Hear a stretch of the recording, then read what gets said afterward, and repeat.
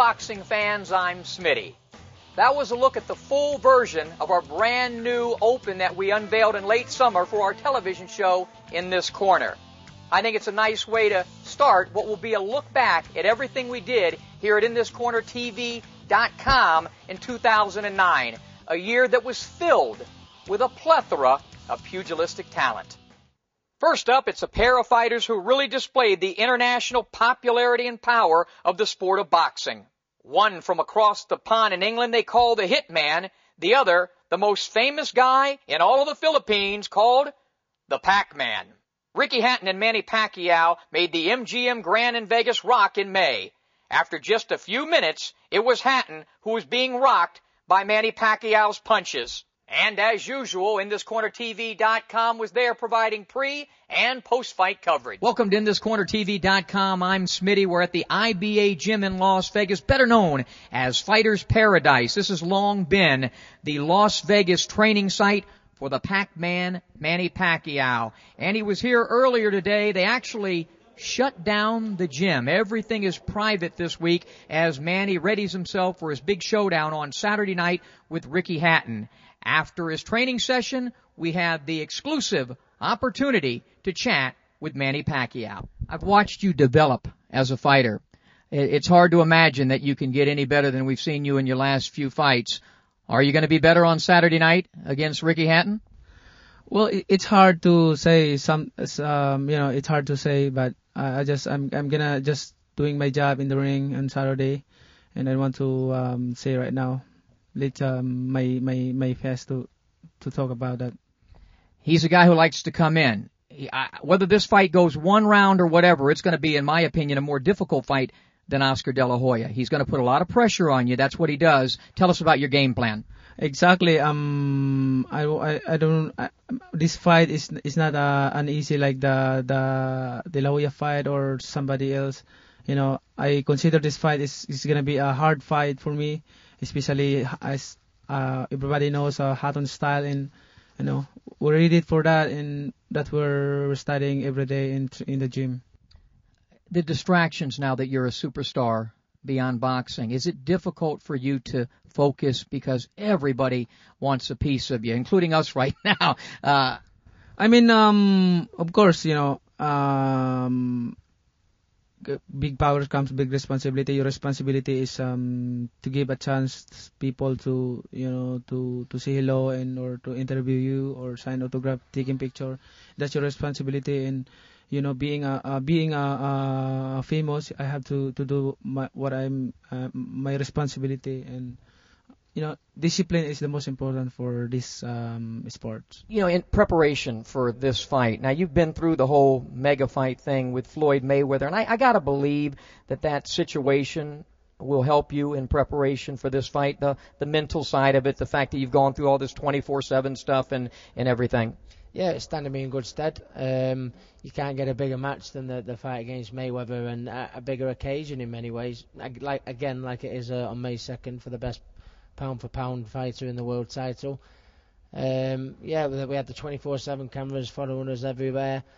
About 35,000 Brits came over to support us. It was a wonderful occasion, and that will stand me in good stead. And I think not just the Mayweather fights in years gone by where before after the Mayweather fight, I fought at Man City with 58,000, so the 58,000 people there, so pressure's on with that. So I've regular boxed in big crowds, you know, and I've had big occasions. Like you say, this is the second time I'll be challenging for this title, so I feel a lot more relaxed in this training camp than I have done in recent fights. Yeah.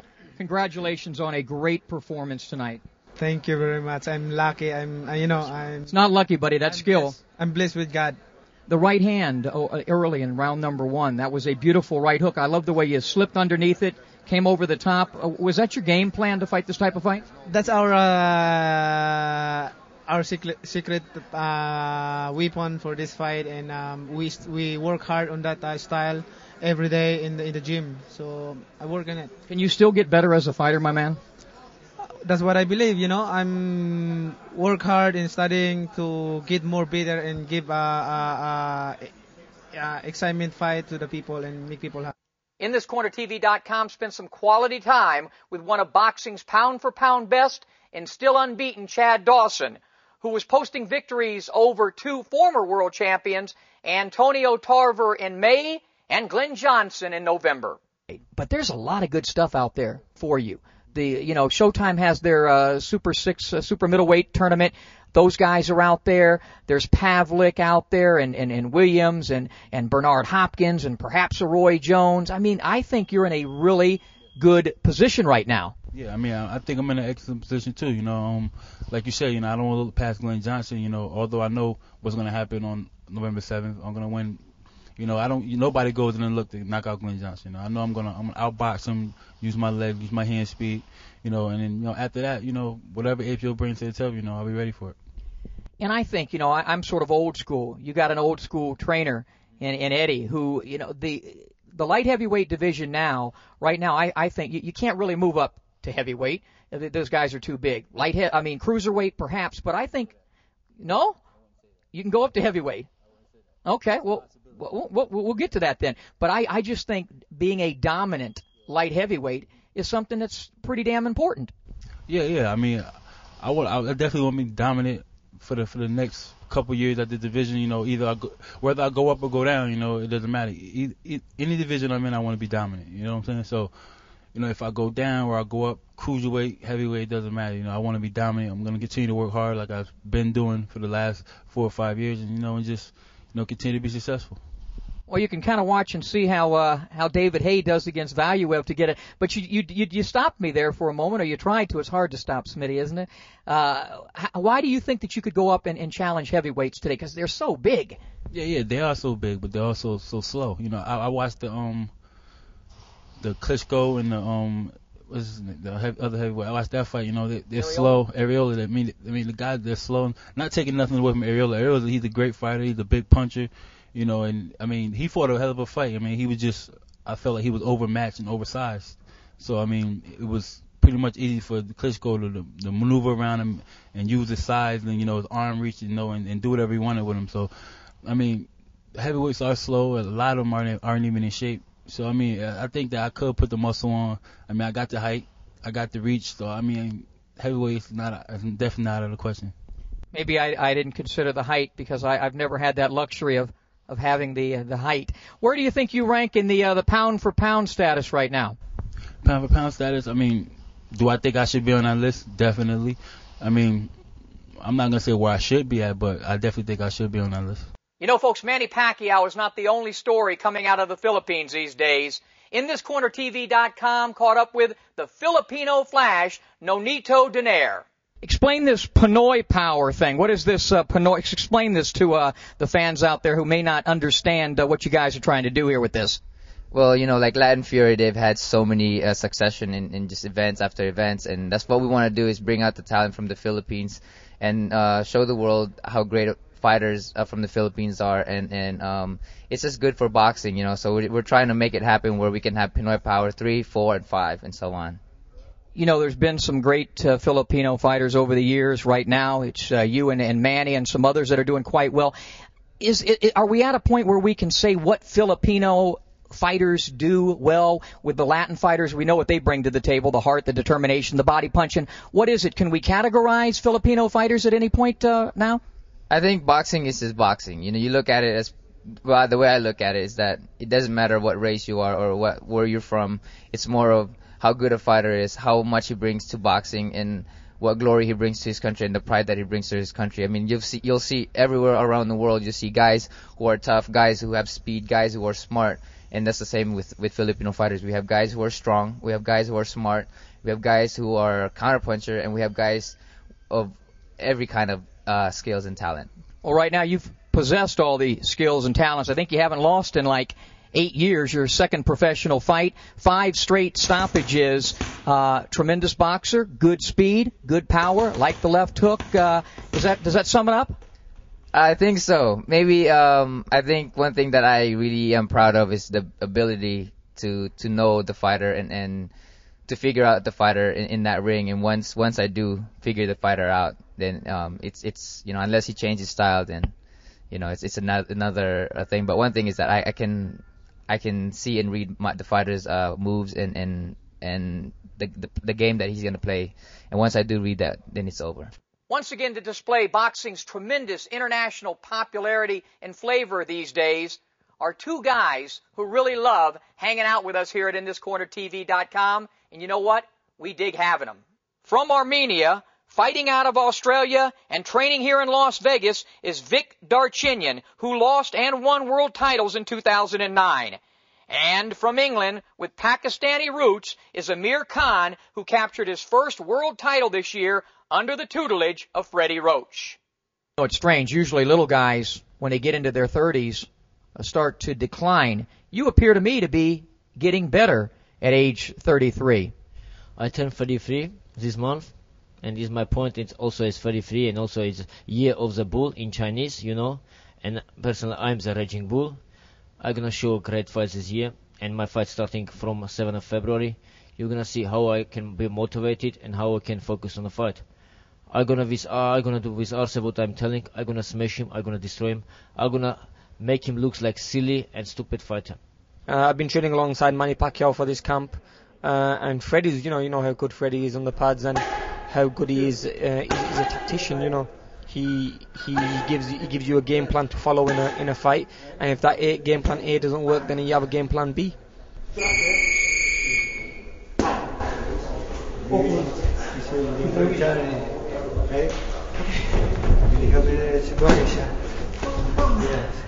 Make sure you hit the left side to make it clear his right hand, right? Right, get you take. Maybe another step forward. Slide that. Yes. All right. Yeah.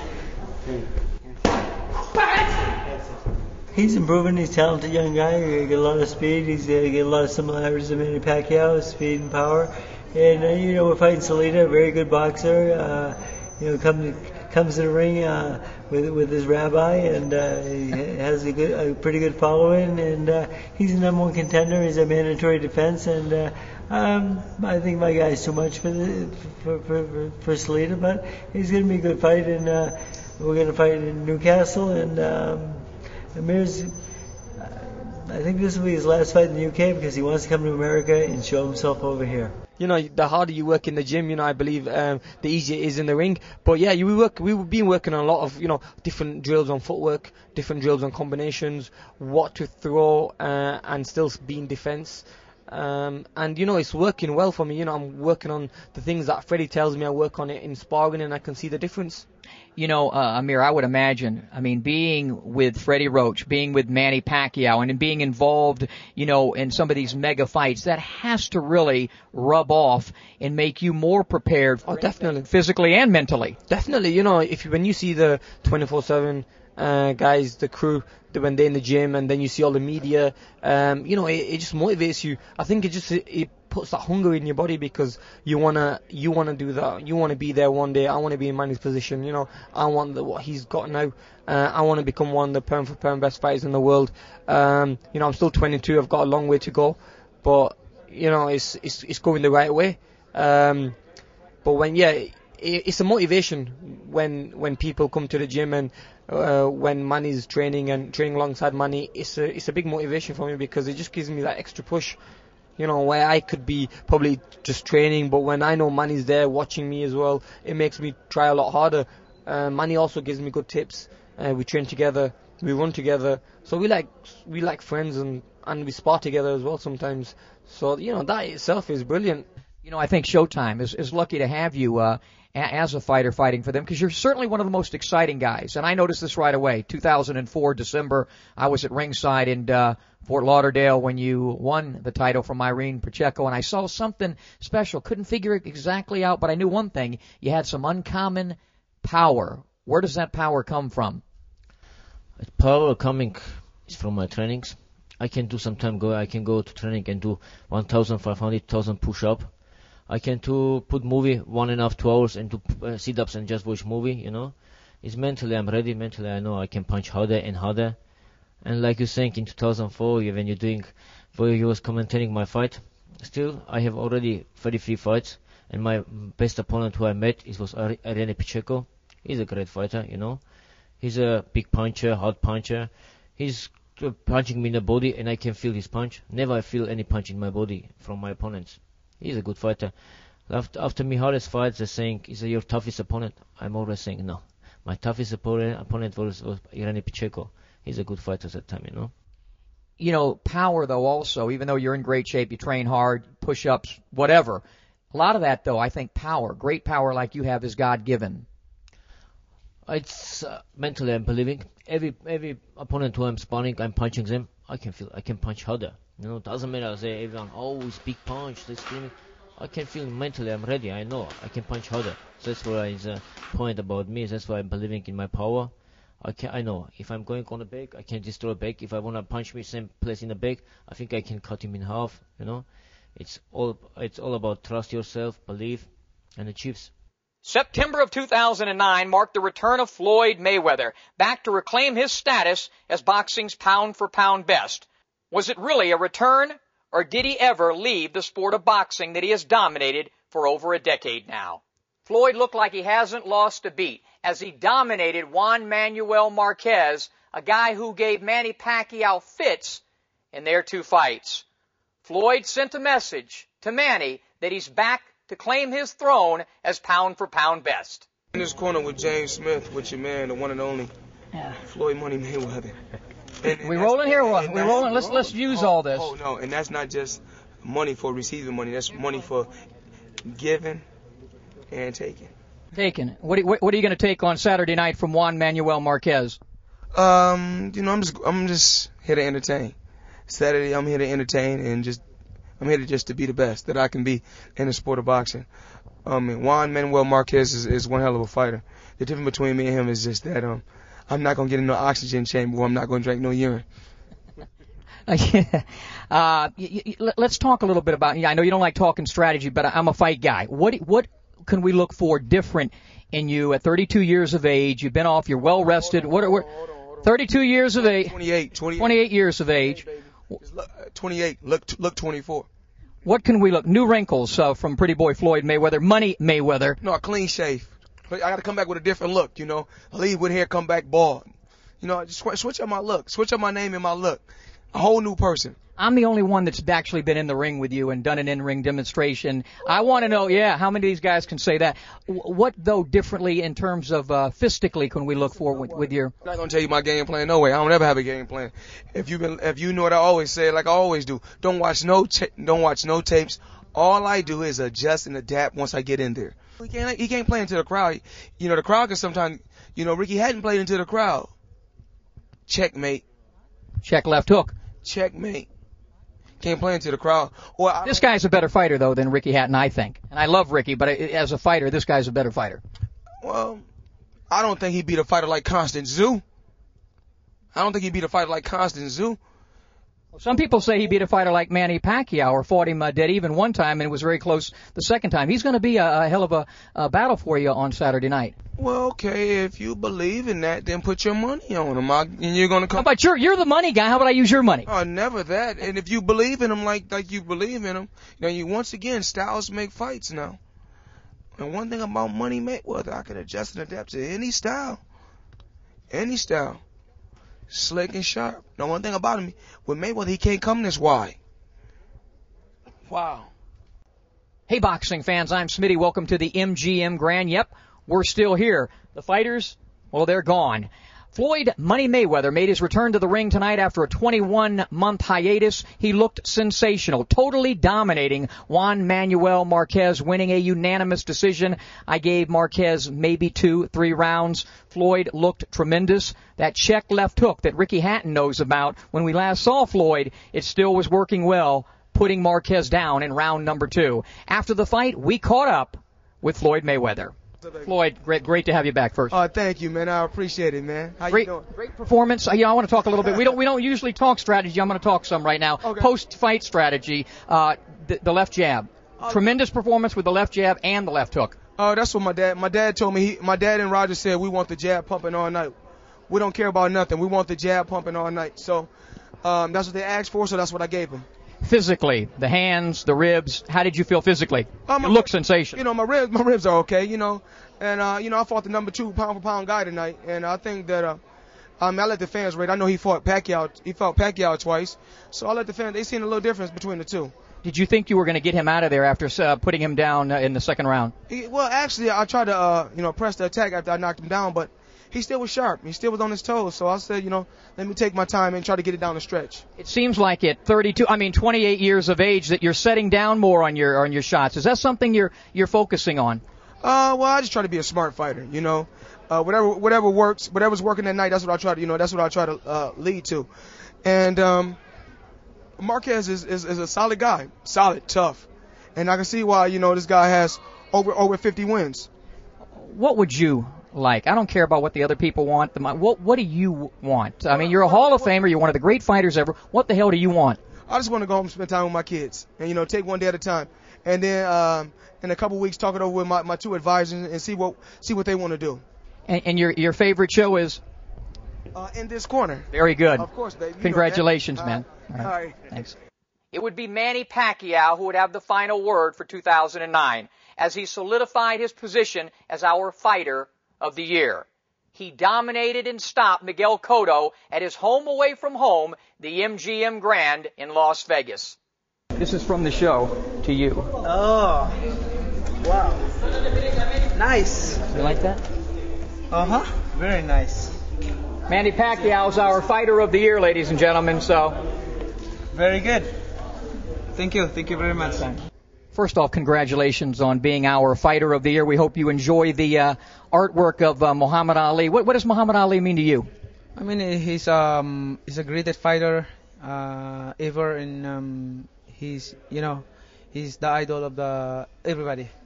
Certainly is. You're the idol of a lot of people these days, getting ready for, I guess it's your 7th world title. Tell us what you expect from Miguel Cotto. He's still strong, and he's have power, and he's bigger than me, and he's a champion for this fight, and he can fight. The preparation for this one, obviously you spent some time in the Philippines, had a tragic situation over there. How has how have you handled the entire thing? Well, so far our training for this fight is doing good, and we did a lot of things for this fight, and we train hard for this fight. Freddie, tell us about this camp. Obviously, time in the Philippines, some distractions. Nothing seems to distract Manny, but what about you? Did it distract you any?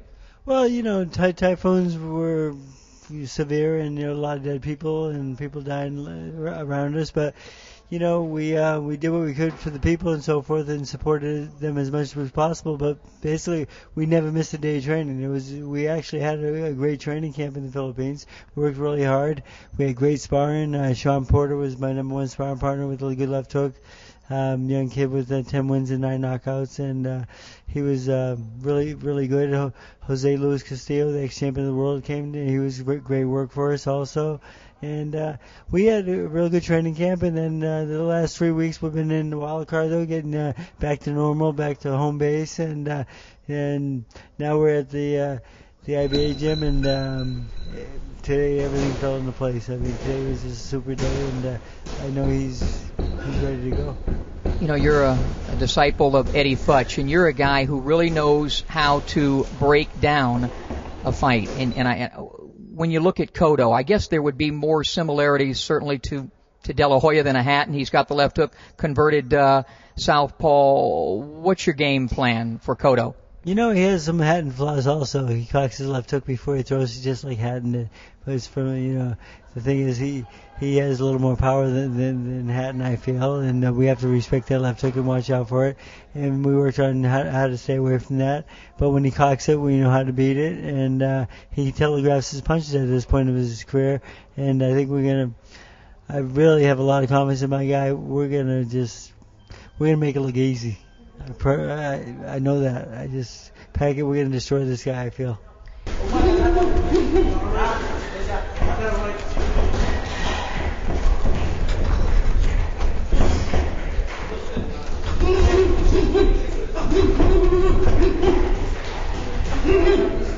You look stronger than I've ever seen you. How do you feel as strong as you look? Well, I feel strong and I feel ready to the fight, and it's all set. I can't wait until the Saturday. Yes. Tell us about your performance.